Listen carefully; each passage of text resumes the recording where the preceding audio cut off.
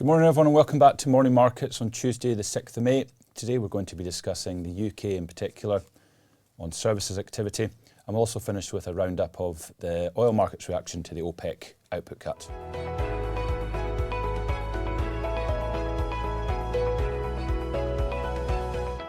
So with the month of May just passed, we now have a clear indication of the strength of the underlying UK economy, particularly in the services sector, given services drive around 85% of our gross domestic output. So what we know is that the UK economy continues to quietly grow, but with little fanfare. The services sector is enjoying some robust output, which is mainly linked to rising spending, particularly in consumer services, which are focused on tourism and leisure. Now that shouldn't be of a huge surprise for the month of May, given we had an additional bank holiday, which was linked to the King's coronation. So we would likely have seen unusually high levels of tourism packed into the beginning of May, rather than perhaps being spread out later in the spring. However, it's good for the GDP, which will come at the end of the quarter and indicates the UK economy continues to trundle along. What is interesting though are some of the subcomponents within those measures of services activity, in particular prices. So prices in the UK services industry actually climbed to a 3-month high, largely as a result of rising wage pressures. So it continues to be the case in the UK that we're suffering from a lack of workers and that economic activity continues to push the wages of workers up. So that will be an issue for the Bank of England to address over the next couple of weeks. But in particular, what's interesting is the state of the UK services industry with our peer countries such as France and Germany. Germany is facing similar input price pressures leading to rising wage pressures. However, France has actually seen similar pressures fall to a 20-month low.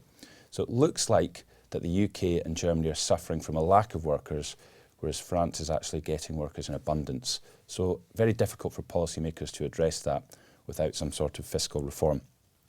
Now what we'll do is we'll move on to finish off on OPEC.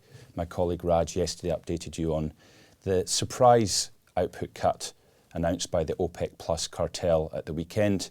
What was particularly surprising about that cut was that the only country which is actually going to reduce oil output immediately is Saudi Arabia. This is something they had previously indicated they would never do.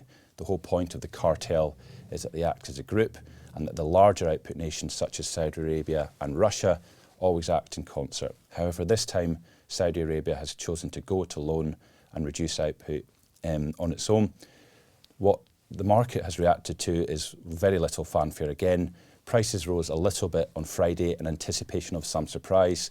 They rose a little bit yesterday, but by the close of the US session, they'd given back most of their gains. And in fact, prices are falling this morning such that prices are now below where they finished before the meeting at the start of the weekend. So this OPEC our output cut rather, hasn't actually delivered the price action that Saudi Arabia would have been hoping for. What does that reflect? It probably reflects that the global demand for oil continues to be weak. We're probably not seeing the same level of industrial activity from China that we would have expected as part of reopening. We've spoken about this before. And probably industrial activity globally is just a bit lower than it was going into the original COVID outbreak. So that's all for today, but please do join us tomorrow where we'll update you again. Thank you.